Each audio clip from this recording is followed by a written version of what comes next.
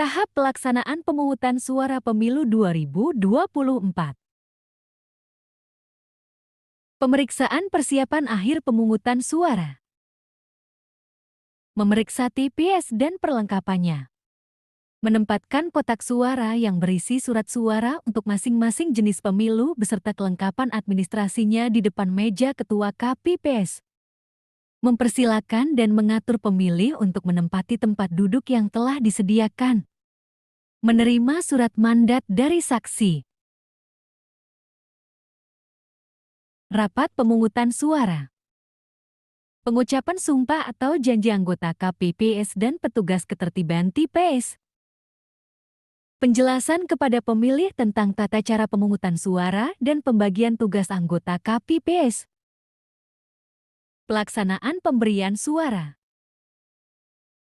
Saksi dan pengawas TPS. Pelaksanaan rapat pemungutan suara dihadiri pula oleh saksi peserta pemilu dan pengawas TPS. Adapun ketentuan terkait saksi peserta pemilu yang hadir ke TPS adalah sebagai berikut. Pertama, hanya dapat menjadi saksi untuk satu peserta pemilu. Kedua, membawa dan menyerahkan surat mandat paling lambat sebelum rapat pemungutan suara yang ditandatangani oleh A. Pasangan calon atau tim kampanye tingkat kabupaten atau kota atau tingkat di atasnya untuk pemilu presiden dan wakil presiden. B. Pimpinan partai politik tingkat kabupaten atau kota atau tingkat di atasnya untuk pemilu anggota DPR, DPRD provinsi, dan DPRD kabupaten atau kota. Atau C. Calon anggota DPD untuk pemilu anggota DPD.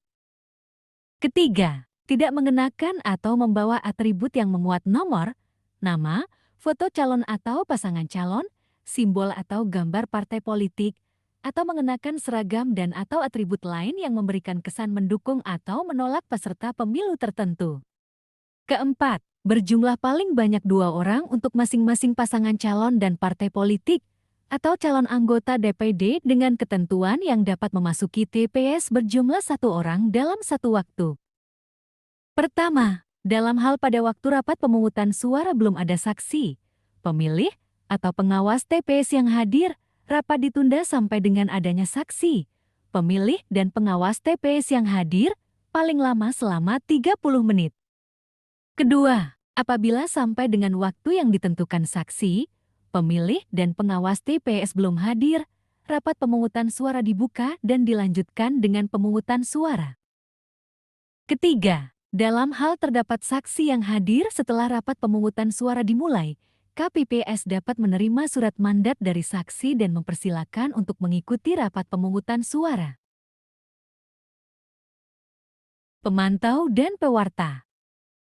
Pelaksanaan pemungutan suara dapat dipantau oleh pemantau terdaftar dan diliput oleh pewarta.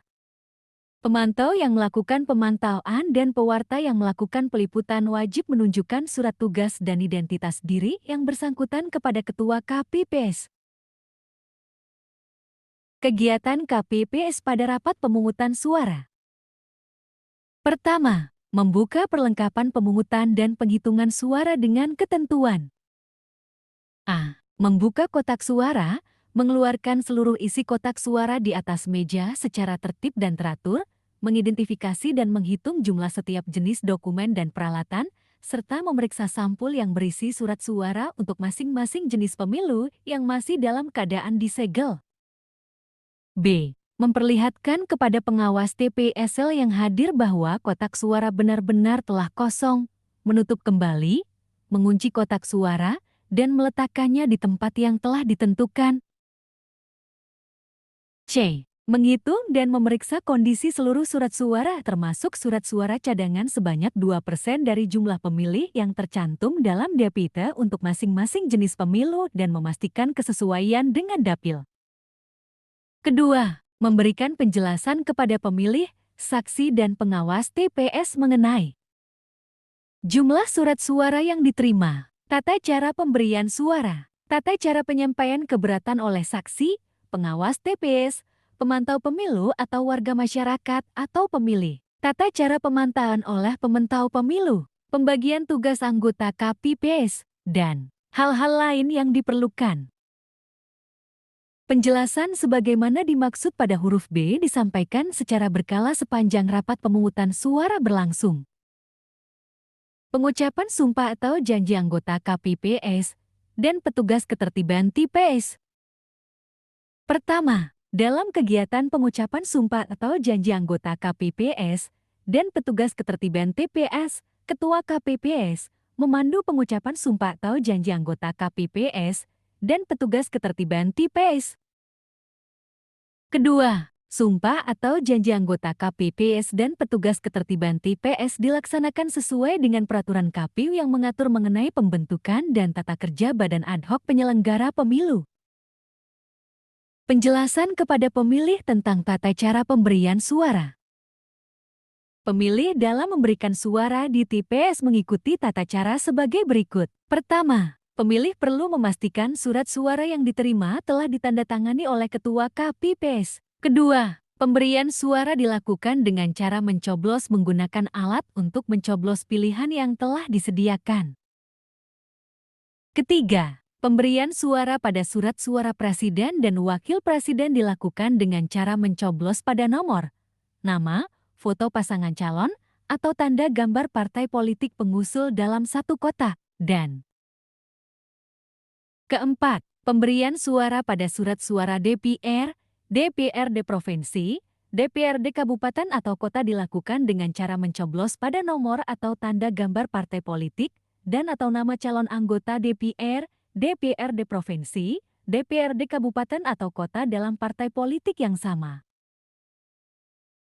Kelima, pemberian suara pada surat suara pemilu anggota DPD dilakukan dengan cara mencoblos pada nomor, nama, atau foto calon dalam satu kolom calon yang sama.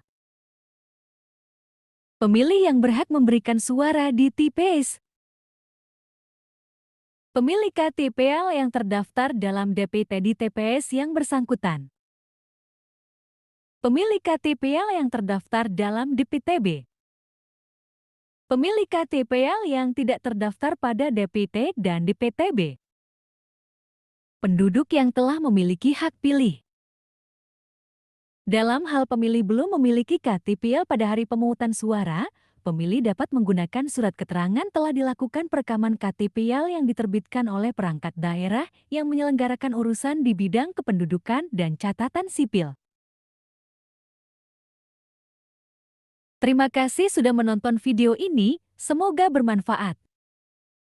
Jangan lupa like, share, dan subscribe Dewi SKH.